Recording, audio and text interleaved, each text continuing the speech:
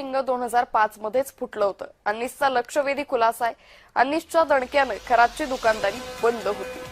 तर अशोक खरातचं बिंग 2005 मध्येच फुटलं होतं अशी माहिती अंधश्रद्धा निर्मूलन समितीच्या एका लक्षवेधी खुलासानं झालेली आहे.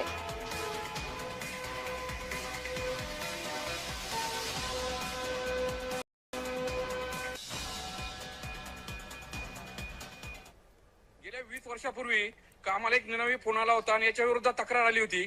आम्ही त्या ठिकाणी त्याच्या ऑफिसला गेलो होतो, आमचे कार्यकर्ते गेले होते आणि त्या ठिकाणी आम्ही त्याचं सत्य शोधन करत असताना त्यांनी आम्हाला दम दिला होता. मी रिटायर कॅप्टन आहेत, तुम्ही जर माझ्या नादाला लागशाल तर माझ्याकडे पिस्तूल आहे, रिव्हॉल्वर आहे, असा त्यांनी दम भरला होता. आणि त्यावेळेस आम्ही त्या ठिकाणी त्याचं काउन्सिलिंग केलं आणि 3 महिने त्यांनी त्याचं दुकान बंद ठेवलं होतं, परंतु नंतर त्यांनी चालू केलं. त्याच्यानंतर 2014 मध्ये आमच्या एका सिन्नर येथील कार्यकर्त्याला त्याच्या ट्रस्टीने धमकी दिली होती.